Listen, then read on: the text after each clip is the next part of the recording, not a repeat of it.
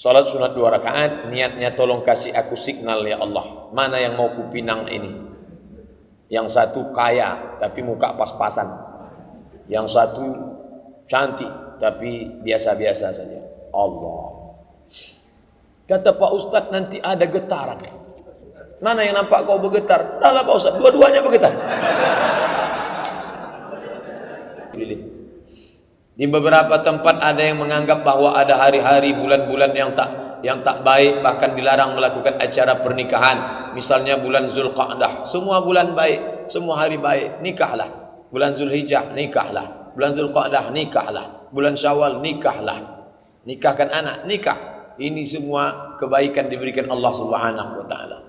Apa hukum pendapat itu Pak Ustadz? Kalau sampai diyakininya, rusak tauhidnya. Jika nikah bulan ini, maka nanti peruntungannya berarti ada kuasa selain Allah, ada manfaat, ada mudarat selain Allah. Bulan itulah yang merubah nasib. Ini namanya ilmu nujum. Perputaran matahari berpengaruh kepada nasib haram. Tak boleh. Bolehkah menghadiri undangan pernikahan non muslim? Acaranya di mana? Acaranya di Hotel Pangeran. 2 tempat. Untuk makanan muslim, untuk makanan non muslim. Saya kemana nih bawa piring? Sana Pak, Bapak muslim ya sana. Datang Bapak tuh jamaah An-Nur, singgah dia sini. Ini untuk non muslim Pak. Saya mau ngetes kuahnya aja sedikit. Tak boleh. Kalau acaranya dibuat di sini, tak boleh. Di Hotel Pangeran, di Hotel Arya Duta, di hotel mewah boleh. Di rumah dibuatnya 2 kemah, kemah muslim, kemah non muslim boleh.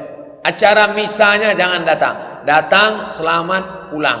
Tapi kalau dibuat acaranya di sini, jangan. Boleh. Kenapa? Menimbulkan fitnah, syubhat. Tiba-tiba Ustadz Abdul Somad lewat. Saya tengok mobil Bapak parkir di situ. Bapak ini kadang-kadang di An-Nur, kadang-kadang di sini pula dia nih. Ustaz, saya sering baca Quran, artinya janganlah kalian menjual ayat-ayat kami dengan harga murah. La tashtaru bi ayatina bi ayatillahi zamanan qalila. Jangan kamu jual ayat-ayat Allah dengan harga yang murah. Ayat ini ditujukan kepada siapa? Orang Yahudi yang menulis Alkitab. Alkitab tak boleh ditulis sembarangan, maka ditulis oleh pendeta-pendeta. Maka mereka itu disebut dengan namanya pendeta Al-Qiddis, Holy Man, orang suci. Setelah ditulisnya, dijualnya ini dengan dunia. Dijual. Surat pengampunan dosa. Kamu berdosa? Ya, nih. Ada namanya kursi pengampunan, ditutup pakai kelambu. Ngakulah, saya pendeta sudah sekian dosa. Ya, bagaimana nih? Keluarkan surat. Nah, Tuhan sudah mengampuni. Bayar berapa? Bisa diskon? Bisa. Inilah yang tak disetujui Martin. Datang orang Jerman namanya Martin Luther. Kata Martin Luther, masa dosa bisa diampuni pakai surat dibeli? Akhirnya Martin protes. Martin dari Jerman protes. Maka si Martin itu digelar orang Protestan. Martin aja tak setuju, apalagi kita. Nah, itulah ceritanya. Rupanya ini mengikut kepada orang Islam. Siapa orang Islam yang menjual-jual ayat untuk kekuasaan? Tolong Ustadz carikan dulu ayat yang kira-kira menghalalkan kerja saya nih. Oke Pak, wani piro? Nanti saya carikan dalilnya. Assalamualaikum. Waalaikumsalam. Ini Ustadz Abdul Somad. Ya, kami mau buat baleho Pak Ustadz. Terus mau kami tulis An-Nisa imadul bilad, perempuan tiang negara. Idza salaatil bilad, kalau perempuan baik maka negara jadi baik. Wa idza fasadatil bilad, kalau perempuan jahat negara jadi jahat. Hadis riwayat. Kami bingung nih riwayat siapa Pak Ustadz? Itu bukan hadis. Allah tolonglah Pak Ustadz. Ini penting untuk calon anggota legislatif kita. Itu bukan hadis. Tapi ada ustadz yang mengatakan hadis. Cantik dia. Itu bukan hadis. Sampai mati kalian cari di kitab tak akan ada. Itu bukan hadis. Itu tak siapa yang buat-buat. Kalau saya mau jahat, itu ada tuh dalam kitab sunnah. Kalian bayar aja sama saya agak 10 juta. Nanti saya carikan insyaAllah. Itulah yang menjual-jual ayat Allah Subhanahu wa ta'ala. Jangan kau jual dengan harga yang murah. Seberapapun harga di dunia ini murah. Kenapa? Karena di akhirat akan ada balasan khairum minad dunya wa ma fiha, lebih baik daripada dunia dan isinya. Apakah dibolehkan kita bermain trading saham? Apapun nama transaksinya, sampai akhir zaman nanti terus mengalami perkembangan pesat. Maka kalau selamat dari 3 halal, tidak ada ghish, tipu, tidak ada zulm, aniaya, tidak ada gharar, gambling, ketidakpastian, halal. Kalau ada ghish, ada zulm, ada gharar, haram. Pikirkan sendiri, renungkan sendiri, ada tak yang 3 itu? Kalau ada, haram. Mustikah 3-3-nya? Tidak, ada saja 1. Gharar, gambling, ketidakpastian, ghish, tipu, zulm, aniaya, haram. Anak saya sudah meninggal dunia, innalillah. Ayah saya sudah meninggal dunia, innalillah wa inna ilaihi. Ibu saya masih sehat, alhamdulillah. Punya tanah, dapat dari warisan orang tuanya. Ibu saya masih sehat, punya tanah, dapat dari warisan orang tuanya. Tanah tersebut kemudian dibangun ayah saya rumah. Paham? Tanah punya ibu, rumah punya ayah. Apakah tanah dan bangunan tersebut menjadi warisan buat kami sebagai anak-anaknya? Tanah itu tetap punya almarhumah ibu. Karena orang menikah hartanya tidak otomatis berpindah. Jangan katakan ketika kita nikah sama istri kita, lalu kita katakan, Adinda, sejak hari ini kau adalah istriku dan aku adalah atasanmu, maka semua hartamu yang kau dapat dari bapakmu, datukmu, moyangmu itu semua sudah punya aku.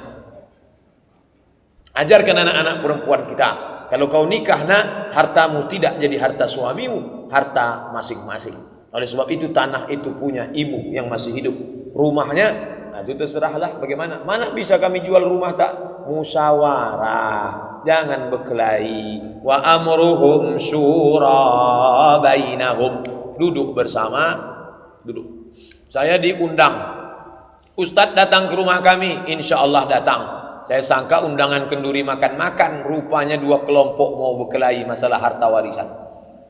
Terus siap mau menerkam. Mereka cuma ngundang wasit aja di situ.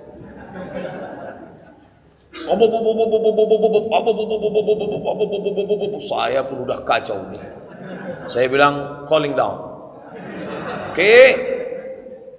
Saya diundang ke sini sebagai orang yang dianggap paham agama, maka izinkan saya bicara. Almarhum meninggalkan ini begini-begini, yang ini dapat jatah begini-begini. Kalau kalian dengar cakap saya ini, pakailah. Kalau kalian tak dengar cakap saya ini, pergilah kalian ke pengadilan. Itu yang dapat saya sampaikan. Terima kasih atas segala perhatian. Assalamualaikum warahmatullahi wabarakatuh. Saya pun pulang. Seminggu sesudah itu datang telepon dari kelompok yang ini. Alhamdulillah Pak Ustaz, sudah lembut hati kami. Datang pula kelompok ini. Sudah lembut hati. Alhamdulillah. Kalau tak mau, pergi ke pengadilan. Selesaikan. Menang jadi arang, mati kalah jadi abu. Nah, ini agama ini menyelesaikan musyawarah. Jangan selesaikan dengan kepala panas. Ustaz, bagaimana hukum masjid yang terdapat kuburan di bagian depan mihrabnya, seperti Masjid Ar-Rahman? Apakah sah solat di sana Pak Ustaz? Sah. Ada Ustaz mengatakan tak sah. Kalau tak sah, maka tak ada yang sah solat Bapak Ibu di Masjid Nabawi, karena di situ ada makam Nabi. Itu kan Nabi Pak Ustaz. Kalau Nabi tak apa-apa. Di samping Nabi ada Abu Bakar, di samping Abu Bakar ada Umar.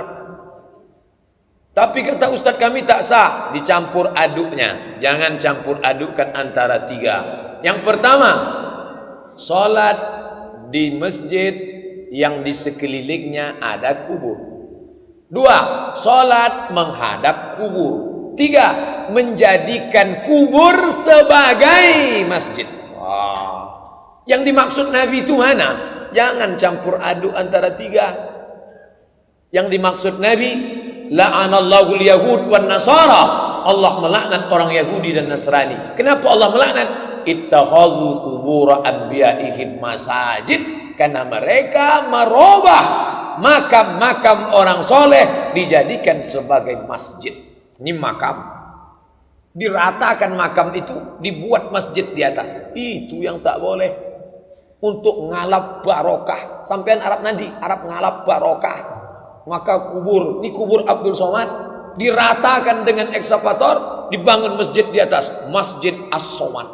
Siapa yang sholat di atas, itu yang dilaknat Allah itu. Adapun sholat yang ada masjid di sampingnya, kubur, ada kubur, maka tidak menjadi masalah. Sudah saya bahas dalam 37 masalah populer tentang masalah sholat di masjid yang ada kubur. Saya punya utang 150 juta. Saya mau jual saja rumah kontrakan, dapatlah agak 500. Saya punya kemauan untuk mengumrohkan adik dan abang saya yang hidupnya hanya pas-pasan. Kalau rumah itu laku, tangan kanan tak boleh tahu kalau kita memberi tangan kiri. Bagaimana halnya kalau saya diam-diam saja, tak perlu tahu istri dan anak-anak? Jamaah udah tahu?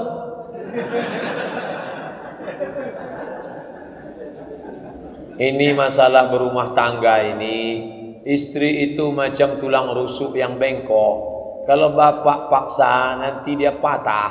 Kalau bapak ikut, bapak jadi bengkok. Berapa banyak orang bengkok gara-gara bini bengkok. Tak bisa menolong saudara bengkok, maka dudukkan bersama. Seorang ibu datang kepada anaknya, "Nak, aku tak ada beras mau masak di rumah, nak. Tolonglah aku kasih duit. Mak mau minjam berapa? 100.000. Tunggu ya mak, aku tanya istriku dulu." Ini kalau ada anak macam ini, kasih tahu ke saya, biar saya pukul kepalanya. Ini tak cocok diceramahi lagi. Emaknya yang mengandung dia 9 bulan 10 hari, meregang nyawa mak itu melahirkan dia. Mau ditanyanya pula bininya dulu yang jumpa dia setelah umur 25 tahun. Entah anak siapa dia, entah dia anak siapa. Hanya diikatkan dengan akad aku terima nikah dengan mahar sebetul cincin emas tunai. Oh, ini orang tak mengerti. Ustadz ini marah karena ini atau marah karena belum sarapan pagi? Jadi anak perempuan ibu kasih tahu dia, "Anakku, kau nanti jadi istri orang, kau ikut dia, tapi dia itu ikut maknya. Kalau sesuai dengan tuntunan syariat Islam. Anakku, kau punya 5 hak, nak. Apa hakku, mak? Suamimu wajib memberi kau 5: makan, pakai, tempat tinggal, perhatian, pendidikan. Makan, pakai, tempat tinggal, pendidikan, perhatian. Masalah dia mau membelanjai orang tuanya, hasil dari usaha dia, itu bakti dia, nak. Tak usah kau urus-urus." Itu disampaikan ke anak perempuan kita. Anak laki-laki kita juga didudukkan. Kau jangan diam-diam, kau mesti bicara. Ada namanya akhlak. Ini tak bisa disampaikan pada nasihat pernikahan. Petantun, petatah, petiti, pantun, petatah, petintih dari jam 7 Ustadz Somad itu datang sampai jam 9. Akhirnya barulah masuk. Jumpa itu ini segala macam kata sambutan, habis. Sungkem itu ini menangis-nangis, meraung-raung, meratap, habis jam 11. Berikut ini marilah kita dengarkan nasihat pernikahan dari Al-Mukarram Ustadz Abdul Somad LC. Tak cukup, bukan begitu menasihati anak. Dudukkan dia 1 hari, panggil Ustadz Mustafa Umar. "Ustadz, anak saya ini mau menikah 3 hari lagi. Tolong Ustadz nasihati dia." Begitu nasihat. Dudukkan dia. Itu nasihat pernikahan itu seremonial belaka. Hanya mencukupkan penderitaan saja. Orang dari tadi menunggu makan, datanglah Ustadz Abdul Somad ceramah. Apa kata orang? Inilah pelengkap penderitaan kamu. Tuh. Bukan begitu menasihati nikah. Asal sudah 5 dikasih dia, makan, pakai, tempat tinggal, pendidikan, perhatian, maka bapak punya uang, punya harta, itu terserah bapak mau urus untuk apa, selama di jalan Allah Subhanahu wa ta'ala. Istri saya meninggal tahun 83. Anak-anak masih kecil, maka pembagian warisan untuk anak-anak belum saya lakukan saat itu. Sampai sekarang tanah sekitar 500 meter persegi. Anak-anak saya sudah sukses semuanya. Saya ada keinginan membangun TK Islam di tanah tersebut. Menurut Ustadz, apakah saya wajib membicarakan lebih dahulu dengan anak-anak yang merupakan hak miliknya? Ya. Bapak duduk, kumpulkan anak-anak. Anak-anakku, dulu almarhumah emak kalian meninggalkan tanah 500 meter persegi. Sekarang tanah itu ada. Aku amanah, tak kujual untuk kawin lagi. Begitulah aku amanah menjaga harta emak kalian. Kalian kujaga, harta itu pun kujaga. Ini perlu dibangkit supaya jangan mereka nanti macam-macam. Sekarang di hari tuaku, aku ingin almarhumah dapat pahala yang baik. Kalau kalian setuju, mau kubuatkan di situ TK Islam atas nama almarhumah emak kalian, insya Allah pahalanya akan mengalir. Itu jadi amal jariah kalian. Setuju? Caranya diundang dia, cerita dulu karena mereka sudah mapan. Kata mereka setuju, Pak. Anak-anaknya setuju, bininya pula tak setuju. Ini yang jadi masalah nih. Anak-anak tu bininya jangan diundang dulu. Ini karena banyak bini ini tak tentu arah. Tulang rusuk bengkok semua ini. Kalau yang mengaji ini tak bengkok, baik-baik. Ini yang tak mengaji. Kalau bapak bangun otomatis itu tak bisa, ada hak orang lain di dalam. Tapi kalau mereka izin, berapa jatah mereka? Bapak dari tanah itu, jatah bapak di dalam tanah itu adalah 1/4. 1/4 itu punya bapak. Ternyata mereka, kata mereka, Pak, kami tak sanggup itu ini. Maka bapak bangun yang 1/4 itu saja, sisanya bagikanlah kepada mereka. Merekalah pemiliknya itu. Begitu cerita. Saya umur sudah 18 tahun. Suka juga mengikuti kegiatan keagamaan. Saya suruh anak agar dia ikut di saya. Oh, maksudnya 81 tahun. Karena 18 tahun punya anak tak mungkin. Saya suruh anak agar ikuti saja, baik jamaah tabligh, jamaah salafi, pokoknya tak menyalahi syariat. Saya bilang kajian-kajian agama manapun bagus, ikuti, mana-mana bagus. Bagaimana pemikiran saya nih Pak Ustaz? Bagus, tak ada salah. Cuman kalau satu tabligh, satu salafi berkelahi juga nanti dia nih. Banyak sudah contoh kasus. Tapi insya Allah karena bapak masih hidup, mereka segan berkelahi. Apapun nama kelompoknya, ini wasilah, jalan. Intinya bagaimana menjalankan agama Islam. Mungkin dia kenal Islam lewat pintu Hizbut Tahrir. Karena orang Hizbut Tahrir yang gencar, buat website, turun ke jalan, lalu dia tertarik. Dia kenal Islam lewat PKS. Dia kenal Islam lewat jamaah tabligh. Dulu waktu dia sedang mabuk-mabuk, Ustadz Somad tak pernah menceramahi dia. Tiba-tiba datang jamaah tabligh pakai sorban. Dia sedang mabuk berat ini. Hidungnya bau narkoba. Datang jamaah tabligh disumbat minyak wangi ke hidung. Pukulnya tatunya. Mau kemana kamu? Mau masuk neraka ya? Tobat dia. Itu pintu masuknya saja. Pintu masuknya. Setelah itu dia pun tobat nasuha. Baik. Jangan bersikut-sikut di jalan. Kamu tadi ke Masjid Agung An-Nur naik apa? Naik motor, sampai. Naik mobil, sampai. Naik sepeda, sampai. Saya tadi naik pesawat pula. Jauh dari luar kota, sampai. Itu jalan. Jangan bersikut-sikut di jalan, berkelahi di jalan. Intinya sampai ke masjid melaksanakan syariat Islam. Selama jalan itu masih ahlus sunnah wal jamaah. Tapi kalau sudah jalan khawarij, jalan syiah, jalan mu'tazilah, keluar dari ahlu sunnah wal jamaah. Sewaktu saya masuk kerja dulu, mau tak mau harus memberikan uang untuk diterima karena ketatnya persaingan.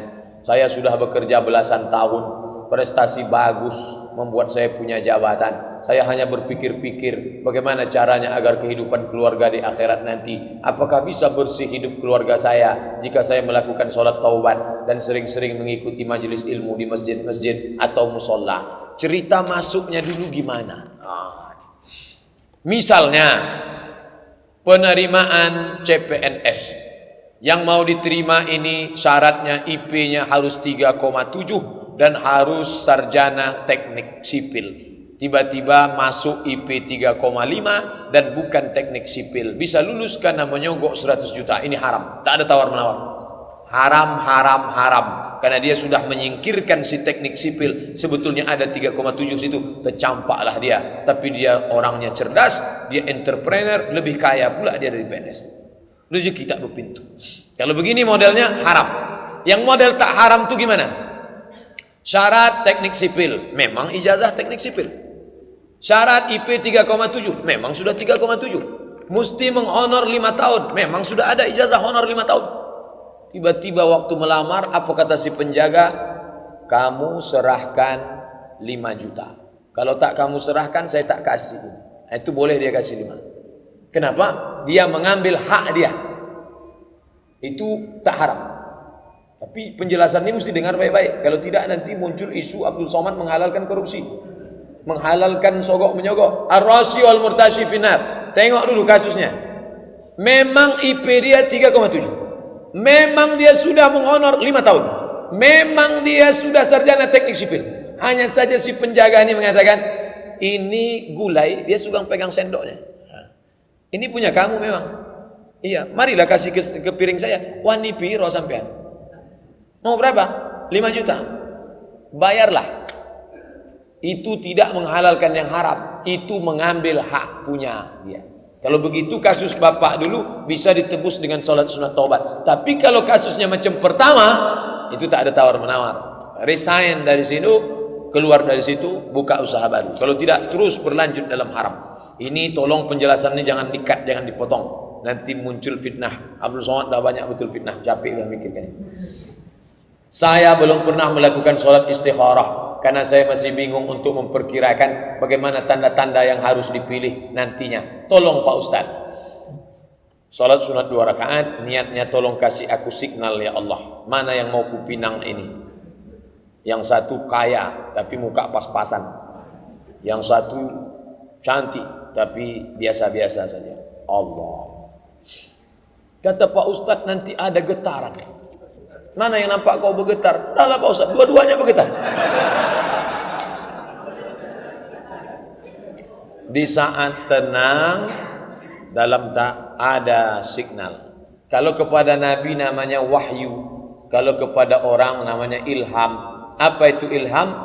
Isyaratun khafiyatun yuqzafu fi qalbi abdi. Satu isyarat yang halus masuk ke dalam hati hamba. Tak bisa pada saat ramai sejuk, pada saat tenang sudah datang. Tanya pendapat orang, garis kertas ini 2, garis 2. Plus minus. Kalau aku putuskan ini untung. Ini rugi-ruginya. Sekarang aku bingung, aku mohon petunjukmu ya Allah. Allah akan berikan. Janji Allah. Nabi berjanji. Kalaulah itu tak ada, berarti Nabi pun bohong. Kalaulah itu tak ada, berarti batal ayat. Walladzina jahadu fina, orang yang bermujahadah mencari jalan kami, lanahdiyannahum subulana, kami akan menunjukkan jalan kami. Tinggal 1 lembar lagi. Karena rumah saya dekat musola, maka saya melakukan sholat rawatib selalu di rumah. Kadang-kadang ada juga terjadi menjelang sampai di rumah angin keluar, saya ambil wudhu lagi. Apakah boleh Pak Ustaz? Sholat sunat rawatib di rumah bagus. Nabi sholat sunat rawatib di rumah. Jarak rumah Nabi ke mimbar 25 meter. Ini mimbar jalanlah 22 meter. Oh, 22 meter itu rumah Nabi. Kalau ada rumah bapak 22 meter dari mimbar, sholatlah. Atau dia dekat pakai sepeda motor atau naik sepeda atau jalan kaki cepat, sholat sunat rawatib. Abdul Somad sholat sunat rawatib kalau masjid dekat rumah, saya di rumah. Kadang-kadang saya di masjid. Menjelang sampai di rumah, rawatib selalu di rumah. Kadang-kadang ada juga terjadi menjelang sampai di rumah angin keluar, saya ambil wudhu lagi. Ya boleh, rawatibnya di rumah, habis itu ambil wudhu lagi. Jangan menahan kentut. Ditahan kentut sampai biru muka menahan kentut. Jumpa sama kita pun lain wajah bapak ini. Adalah Pak Ustaz. Saya bekerja sebagai manajer di perusahaan BUMN. Uang gaji, bonus dan lain-lain halal. Saya pergunakan untuk makan, sekolah anak-anak, buat rumah, investasi dan lain-lain bermanfaat dunia dan akhirat. Alhamdulillah. Sementara saya mendapatkan banyak uang juga dari kiri kanan. Setidak-tidaknya agak kelabuan lah Pak Ustaz. Kelabuan. Yang saya pakai untuk hal-hal yang konsumtif saja. Saya rencana sudah mau berangkat haji 2 tahun lagi. Sesuai porsi yang saya pergunakan jelas dari gaji dan bonus. Saya tanya, bagaimana hukum syariat agama dengan posisi saya di atas tadi? Apakah dibenarkan Pak Ustaz? Tetaplah bekerja di situ, ambillah yang halal-halal saja. Adapun yang abu-abu tadi, Kalau bisa tak diambil, tak usah ambil. Tapi kalau atasan maksa, ambillah. Kalau tak kamu ambil, ini akan dikembalikan kemana? Ke negara, tak jelas itu ini segala macam. Ambil saja. Tapi jangan bawa pulang ke rumah. Letakkan ke panti jompo, panti yatim, anak susah, fakir miskin, janda-janda tua. Janda muda jangan. Yang tua-tua. Silakan. Nah, ini niatnya bukan niat sedekah. Ingat, niatnya bukan niat sedekah. Tak bisa bersedekah dengan uang haram, uang subhat. Niatnya mengembalikan uang umat kepada umat. Umat ini yang punya, ini umat ini, Pemprov ini yang punya, dikembalikan kepada umat. Hadhihi ummatum ummatakum, idhi ummatukum ummatan wahidah. Inilah ujian yang berat. Ujian menahan makan puasa banyak tahan. Ujian mendengar pengajian banyak, tapi ujian duit kanan kiri abu-abu tadi berat luar biasa. 100.000 Pak Ustaz, haram. 10 juta halam. Serahkan ke lembaga yang dinikmati orang banyak. Terima kasih perhatian Bapak Ibu, mohon maaf atas segala kesilapan. Subhanakallahumma wa bihamdika asyhadu an la ilaha illa anta astaghfiruka wa atubu ilaik. Wa sallallahu ala sayyidina Muhammad wa ala alihi wa sahbihi wasallam walhamdulillahi rabbil alamin. Assalamualaikum warahmatullahi wabarakatuh.